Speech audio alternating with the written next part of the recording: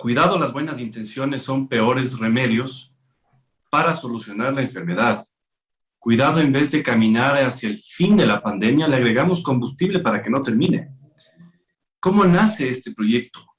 Hay una serie de dictámenes de la Corte Constitucional, el 320, 520, el 121, una serie de dictámenes en donde básicamente se concluye que para los estados de excepción, lo que el presidente tiene que hacer inmediatamente, o el Ejecutivo, es enviar un proyecto de ley que, bajo criterios técnicos, regule especialmente la libertad de tránsito, entre otras cosas, de los ecuatorianos. Ese proyecto lo envió el expresidente Lenín Moreno. Sin embargo, el 12 de agosto del 2021, el actual Ejecutivo retira ese proyecto de ley y no vuelve a presentar un proyecto de ley, a pesar de que dijo que lo haría, lo cual es muy raro porque realmente todo lo que promete se cumple. Es así que nace este proyecto por iniciativa de los asambleístas para limitar la movilidad, el uso de espacios públicos y de reunión, control sobre ferias y mercados, comercio y actividades comerciales. Esto nos lleva al primer punto de análisis de este proyecto de ley. Que haya nacido desde la Asamblea y no desde el Ejecutivo, ¿no promueve acaso un riesgo de que esta ley pueda ser declarada en lo posterior inconstitucional? Sin duda hay que analizarlo.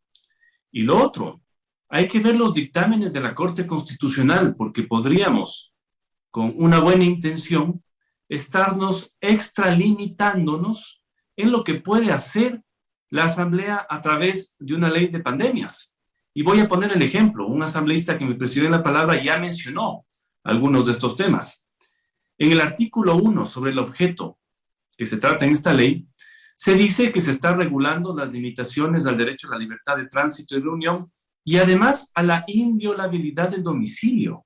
Cuidado, señores asambleístas, la inviolabilidad del domicilio es un principio liberal que nace desde hace muchísimos años, que se plasma en una serie de cartas y constituciones, porque lo que pasaba antes de que existe este derecho, tan arraigado en la naturaleza liberal de los estados, es que simplemente el rey entraba cuando quería al domicilio de una persona.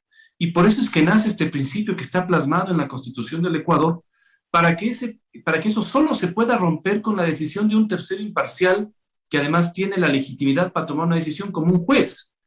Pero aquí lo estamos poniendo en el artículo 1 dentro del objeto y nos estamos extralimitando no solo más allá de lo que dicen los dictámenes de la Corte, sino de toda la teoría constitucional que se ha construido durante siglos a través de varias legislaciones. Así que cuidado, está muy mal planteado el artículo 1 sobre el objeto de esta ley y por ende todo lo que se desprende del artículo 1. Vamos también al artículo 2 sobre la aplicación obligatoria de la ley para todas las variantes del COVID-19. Estamos aquí también abriendo una puerta para que todo lo que se interprete como variante, que no sabemos bien si ahora es Omicron, Delta Omicron, quién sabe qué será, le da cabida a esta ley para que se la vaya aplicando en, como les digo, en algo que todavía no existe una certeza al respecto. En el artículo 5 y 6 se habla de la potestad de la Autoridad Sanitaria Nacional, especialmente para declarar zonas de alerta sanitaria, con temporalidades y alcance, específicamente del Ministerio de Salud. Y esto es algo que nos tiene que llamar también al debate y a la reflexión. El Ministerio de Salud actual no ha publicado los reportes del COVID en los últimos días en su página, solo en un chat privado. Ni Hopkins University tiene acceso a esos datos. Si ustedes googlean los casos de contagio en el Ecuador, salen cero. ¿Por qué está el ministerio escondiendo esta información? ¿Acaso no quieren que haya mala prensa como hubo así buena prensa por el tema de la vacunación? Debería haber una explicación y por eso me sospecho mucho de que en el artículo estemos poniendo toda esa potestad de la declaración de zonas sanitarias a ese ministerio. Avancemos en el proyecto de ley que aquí se propone, específicamente el artículo 8, en el control de tránsito, donde se establecen días y horarios de circulación peatonal en el espacio público. ¿Cuándo se puede y cuándo no se puede ir a la calle? ¿Cuándo se puede ir a la panadería y cuándo se puede ir a la farmacia? Me parece que también es una extralimitación de este proyecto que creo que tiene que ser eliminada. No nos olvidemos que quien va a aplicar esta ley, eso es lo que tenemos que pensar. ¿Quién va a aplicar esta ley que sale de la Asamblea Nacional? ¿El COE nacional?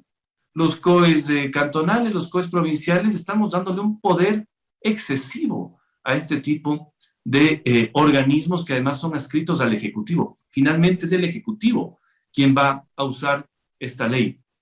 Me preocupa mucho también la suspensión de autorizaciones de funcionamiento otorgadas por los GATS, cuando lo que más se necesita en estos momentos es seguir trabajando y produciendo. Que no se cierren los comercios, que se tomen, por supuesto, las medidas del caso, pero que no se cierren los comercios, que no se suspendan autorizaciones de funcionamiento, sabiendo además lo complicado y lo engorroso de tener que sacarlas nuevamente. Me voy ahora al artículo 9 en el control de espacios públicos. Se habla en esta ley del control del comercio informal. Mercados y ferias a cargo de agencias de los GATS. Sanciones a mercados, a ferias y a comercio informal. Yo les pregunto, ¿cómo se va a sancionar el comercio informal? ¿Qué se entiende por comercio informal? La persona que está vendiendo en la esquina, hoy, según esta ley, va a ser sujeta de sanciones en el artículo 10. $212 aproximadamente la primera vez, $425 por la segunda vez y una tercera vez, $2.125 de sanciones a comerciantes informales. ¿O qué pasa si en una plaza formal hay una persona que en la esquina está vendiendo chicles? Por ella se va a sancionar también a todo el comercio formal que existe en esa plaza, para razonar, señores asambleístas, y para reflexionar si esto está bien. ¿Cómo se va a aplicar esto como le digo, en la Tomás Sevilla, en Ambato, en donde hay comercio informal que no logran las autoridades locales controlar? Otras en el pasado sí pudieron, estas actuales no lo logran hacer. ¿Cómo va a funcionar todo esto?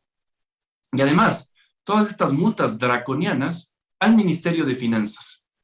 Más plata, como si la subida de impuestos no fue suficiente para este gobierno. Y se dice claro en una parte de la ley que esto se tendrá que destinar para solucionar la pandemia, pero esto no deja de ser un saludo a la bandera y ustedes lo saben.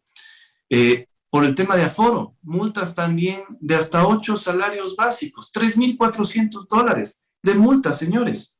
¿A quién está enfocado esto? ¿Está enfocado esto a las grandes supermercados? No, señores, esto va a ser aplicado para medianos y pequeños comercios. Así que para reflexionar si esto es correcto o no, yo creo que no es correcto. Multas hasta a las personas contagiadas en el artículo 14. Las personas contagiadas que no toman las precauciones del caso. Solo ha faltado en esta ley incluir multas pecuniarias a los no vacunados. Yo creo que, como les digo, reflexionemos sobre si esto es correcto o no. Quizás en esta ley, para lo que sí debía servir es para regular el funcionamiento del COE nacional.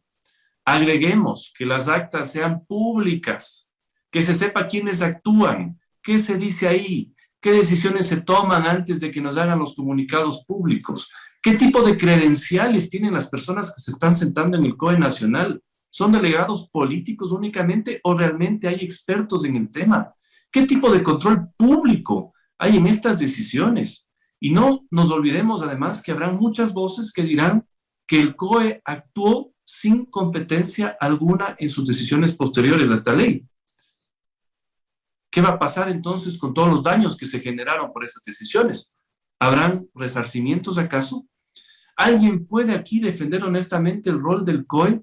Vean ustedes lo que pasó en el fin de año. Prohibición de que la gente esté en la playa desde las 6 de la tarde. Prohibición de quemar los monigotes, que al final, como son tantas cosas, la ley pierde la legitimidad, o estas resoluciones pierden la legitimidad y nadie lo cumple. Pero no se dice nada de algo sí grave que está sucediendo actualmente, y es que no se está pidiendo PCR para viajeros nacionales que regresan al país. Y es una medida que se extiende hasta el 26 de febrero. O sea, aquí se hace la gran revolución y la gran guerra contra aquellos que no están vacunados, pero estamos dejando que personas que no estamos seguros si están libres del virus o no, ingresen al país y contagien o pongan en riesgo a las personas que están en aviones y aeropuertos.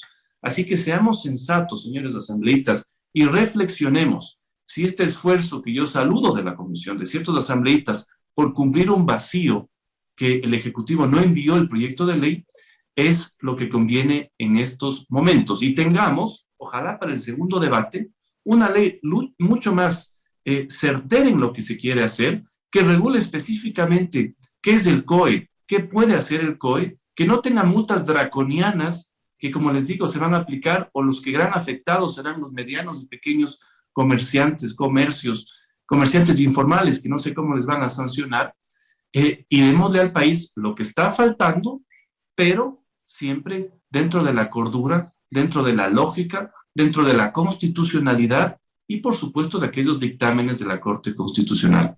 Gracias, señora presidenta. Intervención del asambleísta por Tungurahua, Esteban Torres.